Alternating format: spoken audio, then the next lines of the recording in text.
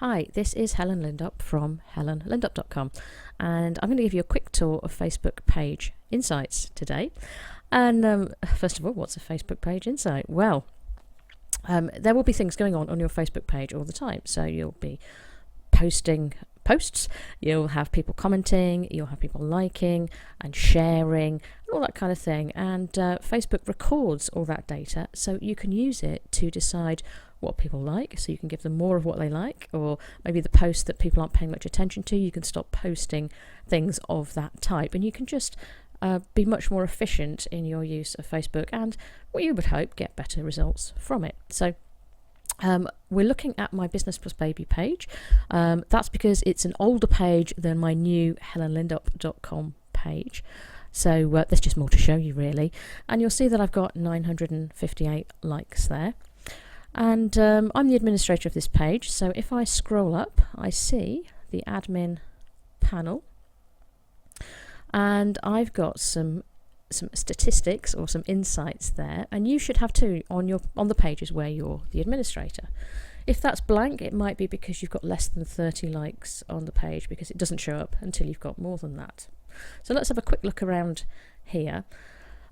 Just here we've got a list of all my recent posts with the total reach just here. Now if you ever get stuck for these terms or what they mean, you can just hover over the question mark just there, and the reach is the total number of people who saw your page post. Okay, let's just get rid of that. There we go.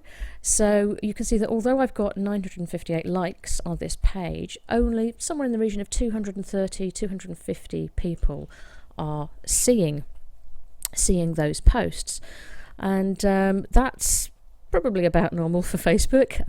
Bit of a shock if you haven't been aware of that and you're assuming that everybody who likes your page will see what's on it. But Facebook only shows people posts that it thinks they're interested in. How it does that is a subject for another video. I'll go into that some other time. But there you go. So the one at the top that's got 115, a reach of 115, that's a fairly new post. So that's only gone out in the last half hour. So that's still going up.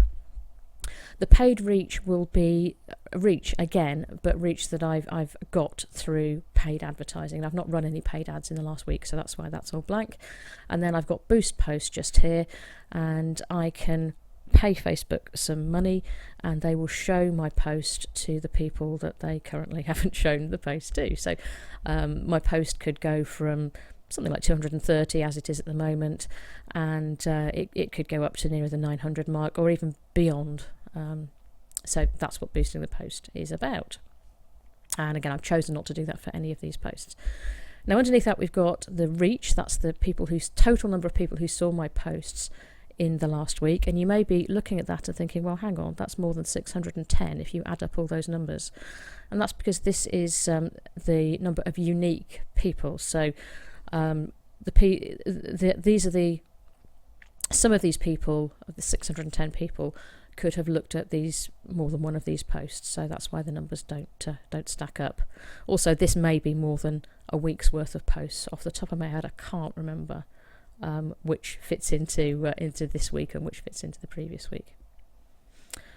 Right, so if we then click on, before I do that, you can see that my reach is down on the previous week. That's because I haven't done a lot of work in promoting this page in the last week, so no surprises there. That means I've got some work that I could be doing on it, so it's useful for this video anyway. So we go to see all for the insights, and this is where you get loads and loads and loads of data, which can be very useful or quite overwhelming depending on how you feel about Facebook. So just very briefly, we've got an overview of my page likes, my 958, and you can see that I had 2 more of those likes in the last week. Now ideally you would like that to be higher than that, of course, but if I haven't done much work in promoting the page, then it's not that surprising that I've not got that many more likes. The post reach, that's 603, down from last week, 25.7% down from last week. Again, I've got some work to do, and that gives you a little graph of what's gone on over the last week. And here's another word that I haven't explained yet, engagement. And again, if we just hover over that little eye, it says it's the unique number of people who liked, commented, shared or clicked on your post. So it's a good indication of just how useful those posts were, because people were sort of moved to do something with them. So there we go, that's the information there. Now that's a summary. I can go to these, that's the overview in fact. I can click on page and that gives me more detailed information. So again, not too many surprises there. I've got a graph showing my 2 page likes there. That's more than 2, never mind, that's over a longer period than a week. And then you can see my net likes. So I had 1 unlike there, which is not bad. I mean, obviously that tells me I'm not posting anything particularly annoying for people, but then again, I could probably post something a bit more exciting too and get a bit more engagement and a few more likes.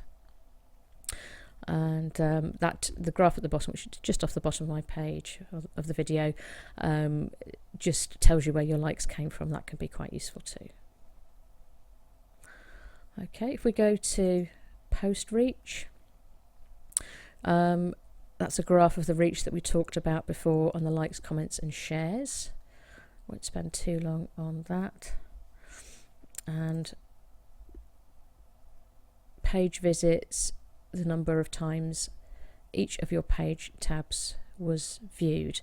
Now, because a lot of people will see your posts in their Facebook feed, they won't actually go through to your page to look at your post. So that might be useful information to you. Not top of my list, I must admit. So let's just whiz over to posts.